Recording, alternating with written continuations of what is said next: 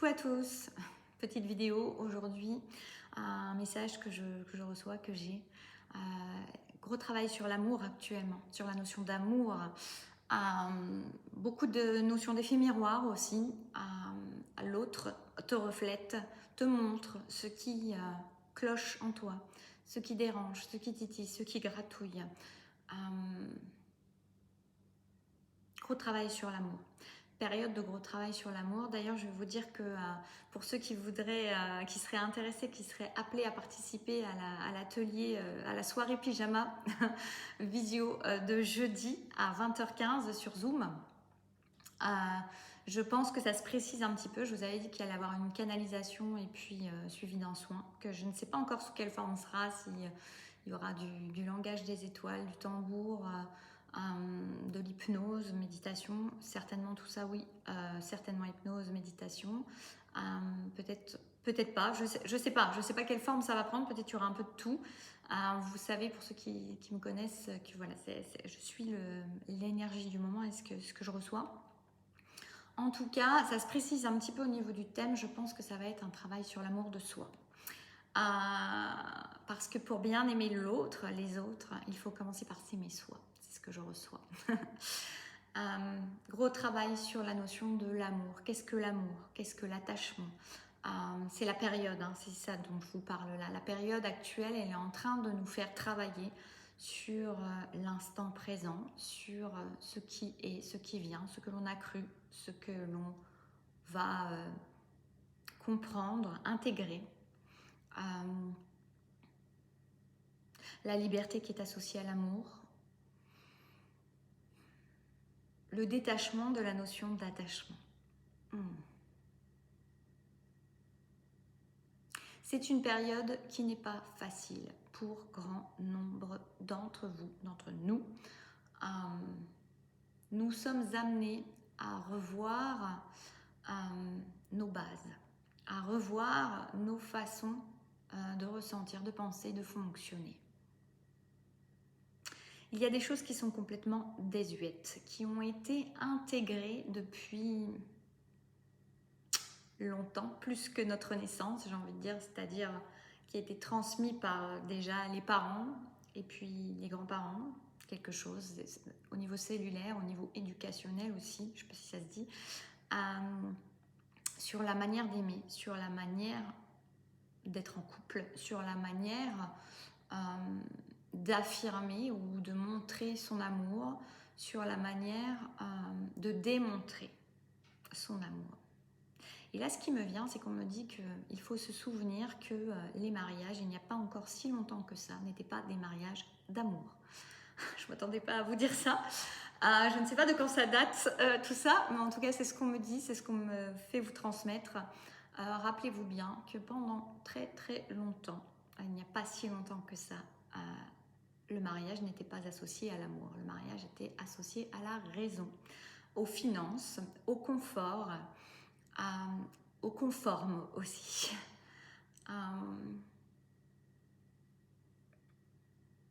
J'étais en train de me demander qu'est-ce qui a fait basculer tout ça finalement.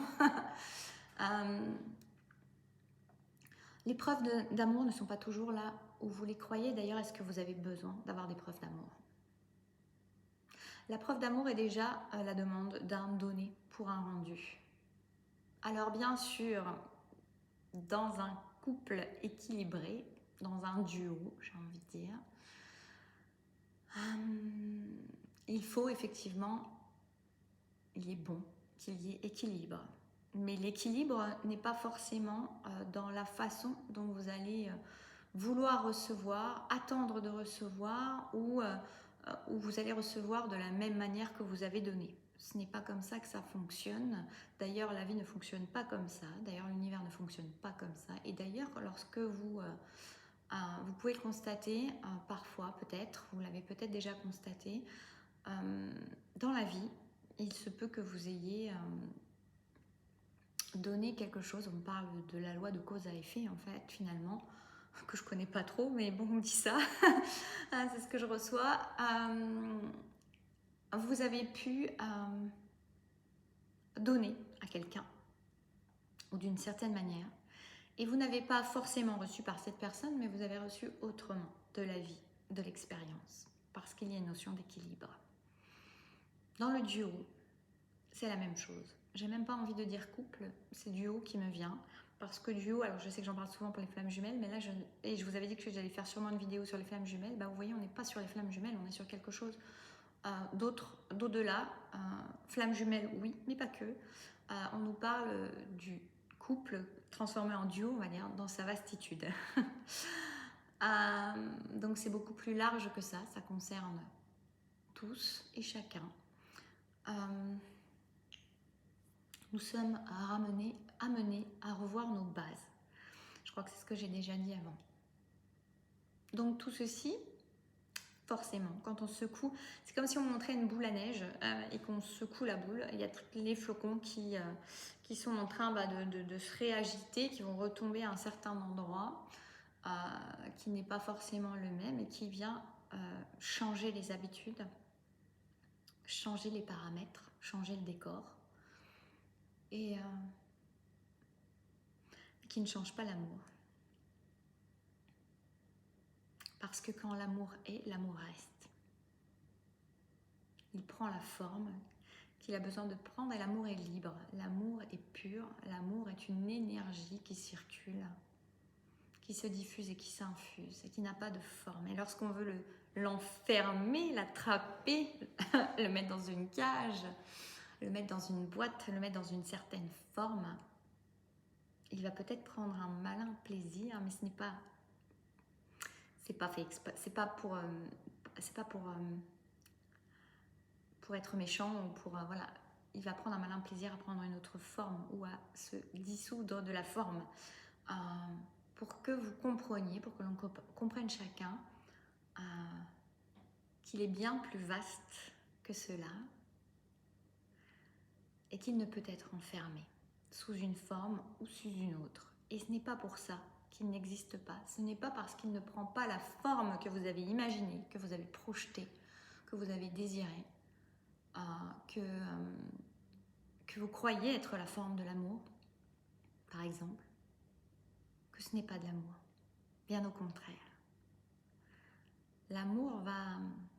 Ça me rappelle quelque chose que je disais, c'est l'amour qui nous modèle. Mais c'est vraiment ça, l'amour va t'apprendre. L'amour va t'apprendre ce qu'il est, va t'apprendre ce que c'est que le véritable amour.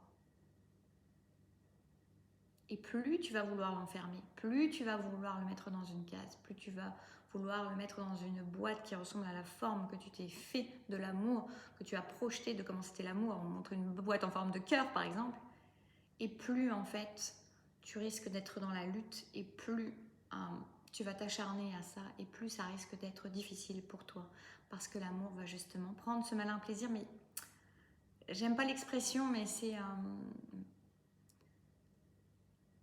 un enseignement en fait, c'est pas pour faire du mal, je répète, mais tu ne peux pas attraper, enfermer l'essence d'amour. L'amour est, point. Voilà. Et j'avais autre chose qui m'était venue, ça s'est échappé. Je cherche pas, si ça doit revenir, ça reviendra. Tu n'es pas bousculé, tu n'es pas malmené pour qu'on te fasse du mal. Tu es bousculé et malmené pour que tu comprennes ce qu'est réellement l'amour, le vrai, le pur. Cette essence divine qui est la tienne et qui est là à chaque instant et qui te ramène à ton présent et qui te ramène à qui tu es d'abord dans cet effet miroir. Pourquoi veux-tu t'échapper en focalisant, en personnifiant l'amour sur l'image de l'autre, sur ce qu'est l'autre, sur ce qu'est un autre, une autre. L'amour est bien plus vaste qu'une personne, il est bien plus vaste que cela. Alors en effet miroir, tu peux avoir effectivement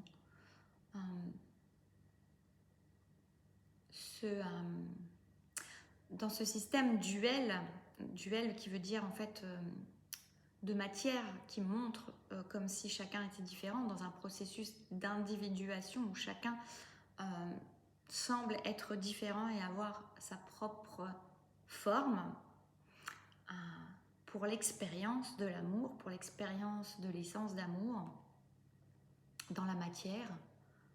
Tu n'es finalement, ce n'est qu'une projection et qu'une façon d'avoir connecté avec une certaine personne, un certain être ou certains êtres pour te permettre de connecter avec l'amour qui est en toi, avec ta capacité à aimer, ta capacité d'amour, avec ton ressenti intérieur, avec ce que ton cœur vient te dire. C'est ça qui me revient.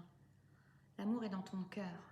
Il s'infuse et se diffuse dans ton cœur. Il n'est pas ailleurs. Tu le projettes. C'est comme si on montrait un rétroprojecteur avec la caméra qui projette, qui est toi, qui est ton cœur, et qui projette sur un écran, sur quelqu'un, sur une personne en particulier, l'amour. Ta capacité à aimer, à recevoir l'amour aussi. Ce n'est rien d'autre que cela. Et c'est beaucoup. Donc, il est bon que tu cesses de t'attacher particulièrement à une forme de quelqu'un en particulier sur cet écran blanc, parce que ce que cela vient te montrer, c'est l'amour. Et c'est ton amour et c'est tes capacités à aimer. Et bien évidemment qu'il y a ces liens d'âme, bien évidemment qu'il y a ces connexions d'âme pures, profondes, et qui sont là pour se faire travailler ensemble, et qui marchent main dans la main, et qui se montrent ce qu'est l'amour, l'un et l'autre, à leur manière. Ce que tu projettes sur ton écran blanc, avec cet autre en face, n'est pas forcément ce que l'autre projette sur son écran blanc avec toi en face. C'est une manière chacun d'appréhender, pas dans la façon peur, mais de toucher cet amour, de le connecter. Chacun à sa manière, chacun comme il en a besoin, pour se rappeler qui il est, pour se rappeler cette essence pure, pour intégrer ce qu'est l'amour. Et ce jeu peut se jouer à deux dans ces connexions d'âme, où chacun montre à l'autre à sa façon. Une manière de personnifier cet amour. Mais tu es le générateur, tu es le projecteur, tu es celui qui émane cette lumière d'amour sur l'écran. L'écran reste un écran. Les personnages sur l'écran restent des personnages sur un écran. Ces personnages n'existent pas si tu enlèves le rétroprojecteur. Ils n'ont de sens que par le rétroprojecteur. Le rétroprojecteur peut même projeter sur autre chose que sur cet écran blanc. Il peut projeter finalement tout ce qu'il voudrait sur cet écran blanc. Sans rétroprojecteur, il n'y a rien d'autre qui existe. Tu es ce créateur, ce rétroprojecteur, pour te permettre d'expérimenter l'amour, le vrai, pas celui qu'on t'a appris, pas celui qui a été conditionné, pas celui où on t'a donné ces règles, qui ne sont que des règles qui ont été établies par les hommes, qui ont voulu l'enfermer, le formater, le mettre en boîte. Et pas dans le sens mettre en boîte, comment dire, l'expression, comment dire. Voilà, j'espère que cette vidéo, je sais qu'elle saura en parler à certains, peut-être pour certains ça va être complètement éthéré et complètement décalé, je ne sais pas, peut-être. Mais ça entrera en qui ça doit rentrer, il n'y a pas de souci avec ça. N'oubliez pas, il y a toujours l'hypnose générateur d'amour et de lumière qui permet de garder des vibrations quand même d'une certaine hauteur, en tout cas les nourrir, parce qu'on peut en avoir vraiment besoin dans cette période particulièrement, et même toute la vie, parce que c'est vraiment une hygiène de vie pour moi. Il y a toujours la notion de pouvoir nettoyer, réinitialiser ce que vous étiez avant les virus 2019-2020. Un gros nettoyage, soin énergétique puissant avec une hypnose associée, complètement canalisée, vraiment d'une puissance quand je l'ai reçue, pour vous permettre de revenir à avant et couper tous ces liens énergétiques que vous pouvez avoir encore avec cette période, parce qu'on m'a expliqué que tout le monde avait encore des liens énergétiques avec cette période d'une manière ou d'une autre. Et puis cet atelier qui va être axé sur l'amour, c'est rigolo parce qu'il va être le 13, donc juste avant la Saint-Valentin. Peut-être une belle manière de s'honorer soi et de se rappeler où est véritablement l'amour et qui est le rétroprojecteur. Voilà, je vous fais des bisous, je vous dis à bientôt, prenez soin de vous.